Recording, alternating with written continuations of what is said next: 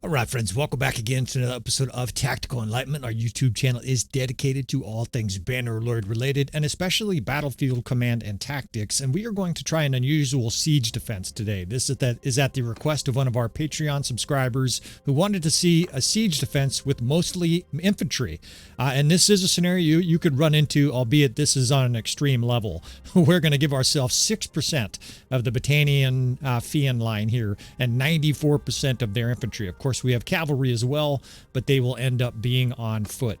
Now, we're fighting against the Sturgeons here, and we're outnumbered 3-1, and we're going to give both sides all the tier 3 units and above. That way, the troops on the battlefield are roughly equal strength. Everybody knows, of course, Sturgia has outstanding infantry. Can you defeat them in this scenario? Now, in this first example, we're going to defend Carbanthith. We're actually going to set a baseline here and see what the sergeants in control do.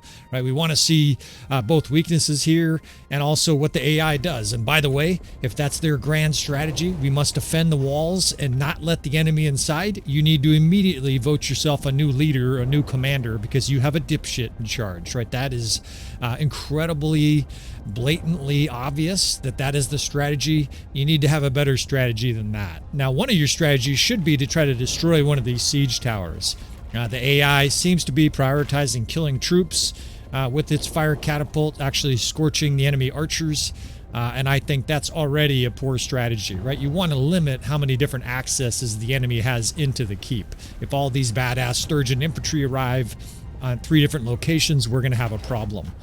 Now, it's putting a bunch of defenders here to cover the siege towers. And here, let me just show you. Look at this. We had 6 Fian champs and 5 Fians in this battle, right? This is obviously suboptimal. I would never recommend an army makeup like that, but if you happen to be in a siege, maybe you're a mercenary or something like that, maybe you're in a stage where you don't have a lot of archers yet, this is what I would recommend you do to defend. And I will show you in greater detail. You're probably like, well, what is what you recommend? We're going to be using our units intelligently here. We're going to be breaking our divisions into specialized units because a lot of people use their infantry in one big group. That is highly suboptimal. Now here, the AI is getting blown open on the right side. The Sturgeons are just rampaging through this side door. And that little door looks like an opportunity to me to defend, right? It's a little interior, secondary, smaller door there. We can squeeze the enemy a little bit there, funnel them, and cause some destruction. Now, this first example obviously is disastrous. The AI has botched it pretty bad. It's being attacked on all 3 sides, and pretty quickly the defenders are being swallowed up here by this Sturgeon force. Again, we're outnumbered 1,000 to 375, so about 3-1. And we are running the battle size mod, so all 13 or 1,400 units are on the battlefield at the same time, and they didn't even obtain a 1-to-1 kill ratio. In other words, they killed less than they got killed, which is a very bad result. All right, so we're going to fight the exact same battle. We're just going to take control of our units here, and we're going to prioritize destroying a siege tower. So this location over here looks like it'll have good line of sight for that siege tower. So I'm simply going to switch where that fire catapult is, and I'm going to man that early on. We're gonna jump on that catapult and aim that thing. Now, the next 2 minutes or so, this will probably take a minute or two, I'm going to set up the units here, and it's very important that you set up your units similar to this. It doesn't have to be identical, but if you're going to siege or play siege defense with only infantry, you need to have some tactics. Otherwise, you're going to lose, as we just saw. So the first and fourth, let's say first, fourth, and maybe we'll do an auxiliary division. We're going to have defensive divisions, attacking divisions, and then ranged divisions. And I know I said, we only have 1 archer division. It'll be the 7th.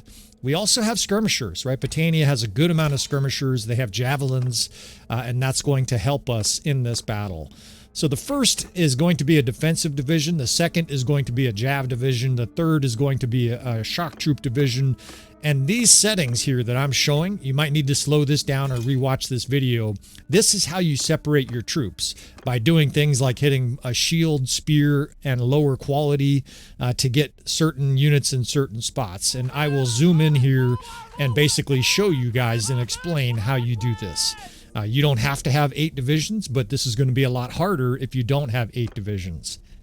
Now, the first division, of course, is just going to be a square, right? So we're just going to put this at or near the door, and you want to inspect your units, right? Like Napoleon or any other great war leader, you want to make sure your units have the right mix, right? And all of those guys have a shield, a spear, and a sword. That makes them good defensive units for the square at the gate. Over here, we're not actually going to defend out here against this siege tower. We're going to defend this inner door. So we're going to put a group of guys here, very similar to the first division, and you can do a shield wall like that, but I prefer a tighter square. That way it takes a while for the enemy to sort of pound those guys down. Now, those guys don't really have throwing weapons. I want those guys strictly holding up their shields and being defensive. If the enemy starts to shove through, we will block the door with those guys. Now, the 3rd and 5th division are going to be shock troops, and the 2nd and 6th are going to be skirmishers. You get that by selecting the little javelin and the shield. So when you zoom in here and inspect your units, look at all these javelins, right? Not every guy has two bags of javelins, but every single guy here pretty much has a bag of javelins. The 6th division will guard the other door. So the 2nd here holding that door, and then the 6th over here covering the right. Again, we're zooming in. These are our shock troops. And look at that. By selecting nothing here and shields for everybody else, we get our Falksmen, right? These guys are savage tier 4 infantry. There's a few veteran Falksmen mixed in there. Those guys will be attack dogs in this siege. Same thing with the 5th. And these divisions can be kind of tucked against the wall here because I do think the enemy has some catapult siege. So again, the 6th division, these are lower tier skirmishers, but look at that. Almost every guy there had a javelin. And these 2 units, it's important to do this. Tell them to hold fire. We don't want them throwing all of their javelins at the first 2 troops that go through the door. We're going to wait for the enemy to expose themselves before we murder them.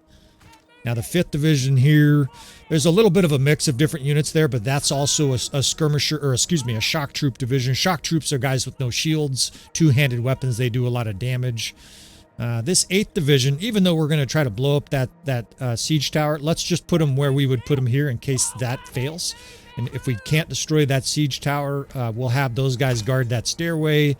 The archers at the back here, and the archer positioning is critical, right? We only have 22 archers, so let's make the most of them.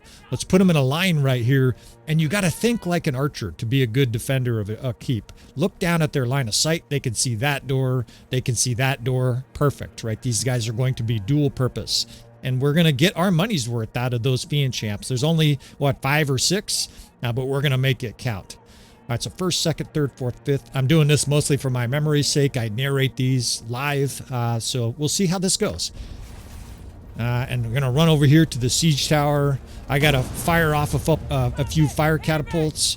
And tighter is better there. You really don't want them sneaking around the edges of these squares, right? You want these squares basically acting like a block that blocks the enemy from getting in there. Now, I don't actually know where this fire catapult is. It's over there somewhere. There it is. We're going to jump on this fire catapult, try to destroy this siege tower, and then we will, I will get back in the courtyard so that you have a nice line of sight of everything. Of course, these dumbasses are firing their catapult off into the bushes. We have enough fire catapults to take this thing down, but the angle is a little bit tricky here, so I'm trying to configure this. I think we can take it out. It's hitting at the very top of the siege tower, so there's at least some chance that this fails. It's not the end of the world if this fails. It'll just be a harder siege defense. Obviously, if you can limit the amount of access the enemy has, the better. And one more shot here, and this thing's going to be down. Once it's down, we're going to flame a few of these troops as they come up with the ram, and then we're going to head to the, there it goes, we're going to head to the courtyard. I think we had one more shot still. It was going to be kind of point blank here, even if we missed there. So feel pretty comfortable about you doing that on your own. Of course, it does take practice getting used to the catapult here. You're moving that little red thing on the left. You're moving it up and down. Practice makes perfect, or at least practice makes better. And as you can tell, I've had plenty of practice. So nice packed group of troops there just waiting. In fact, they got a sign out there. You guys, I always say that shit when there's the enemies absolutely packed in like that. They're holding up a sign that says, I would like to be killed immediately, and we will comply. So I'm going to grab a fireball here and then head to the main gate. I would love to be able to dump more of these into the enemy troop, but it was a priority to destroy that siege tower, and I think that net benefit will be worth the fact that we're not going to be able to fire all of these fireballs. Now, our other troops will continue to use that catapult, that fire catapult. Somebody else will run over there and replace this gal, and they will continue firing it, and you will see the death spam from that occasionally in a big flush of green. So these guys, by the way, these guys now become auxiliary. In other words, they're not necessary, right? Because there's no siege tower over here. So the 8th Corps in the back of my mind, I'm thinking, okay, I can use those guys as I need to. Now look at this. The enemy's coming in and pounding on a square. This is the 2nd Corps, and they're on hold fire. They're just waiting dutifully to do this. I'll slow this down. The enemy's facing the other direction, and look at this barrage of throwing weapons.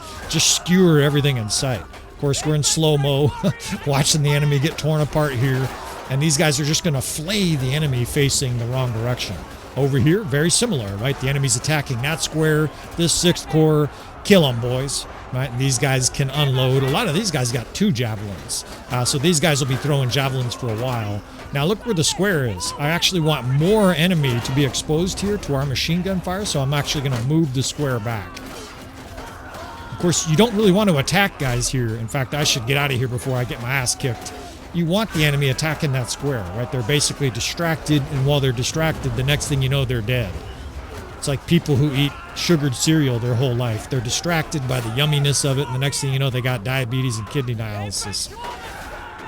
All right, so this division's out of ammo, so we're going to turn them into a square because we're moving to the 2nd phase of this, and that's going to be a pillar defense with a false gap. What we're doing is having 2 squares there at the gate, and we're going to use these shock troops now to charge now that the enemy's facing the other direction.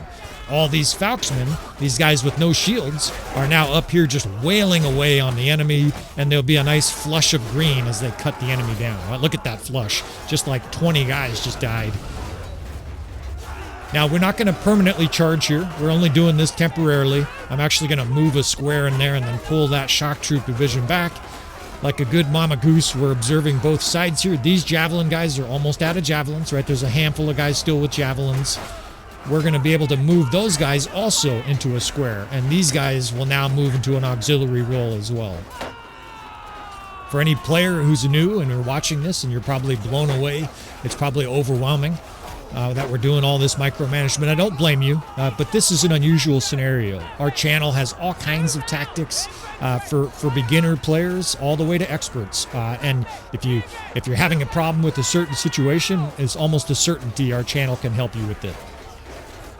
That little pump to our channel aside here, we've had this other band of shock troops, right? But notice this. They're holding that axe. If you want them to charge, tell them to hold fire. Otherwise, those dipshits will actually hold their little hatchet trying to throw it instead of swinging their giant man-cleaving polearm. You want them using that polearm.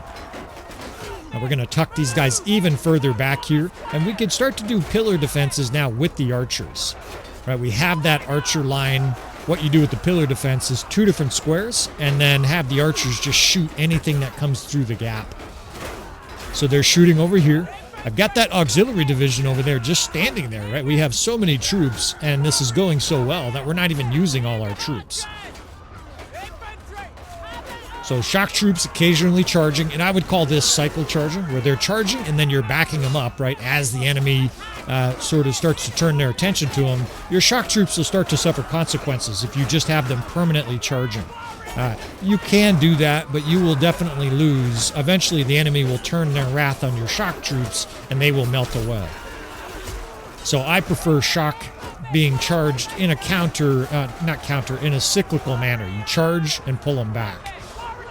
Now over here, I have these 2 squares, and some of these guys, see what I mean? They're running away. They're getting out of control and running out the door. We don't want that, right? So let's pull the 3rd back, and now we can do a pillar defense with these archers. What we do is bring these archers even closer. Can help out our fella here. He's being attacked, and look at that opening, right? The enemy's forced to come between those doors. We've got troops that can attack the enemy if they start to push through in big numbers, and now we can set up archers. Over here, we can actually just attack with this extra division. There's a few guys in there that are quasi-shock troops. While that square holds, we might as well just attack with this division.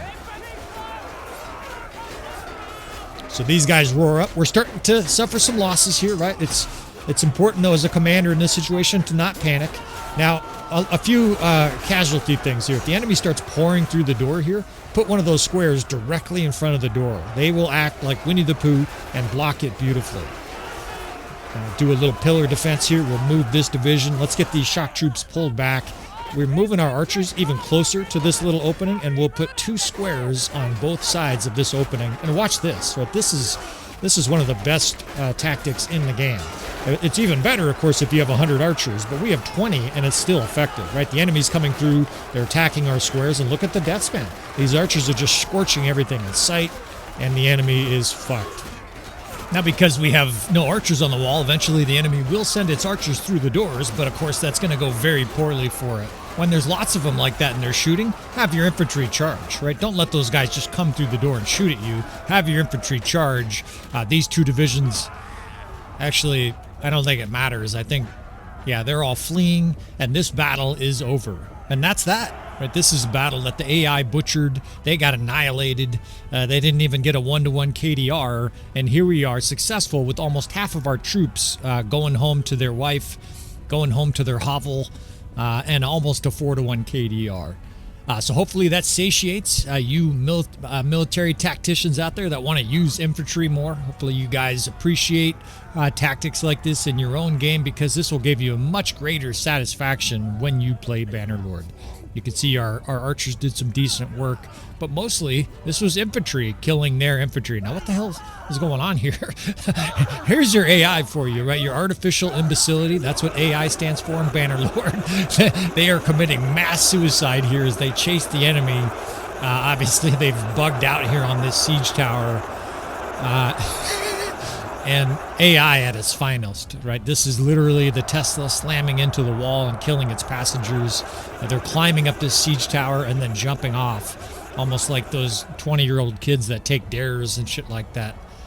All right, we're going to wrap this episode up. Of course, please hit that like button on the way out. I guess unless you didn't like it, please subscribe if you want to see more tactics from the channel. We've got lots to offer here. With all that said, I will see you, friends, next time.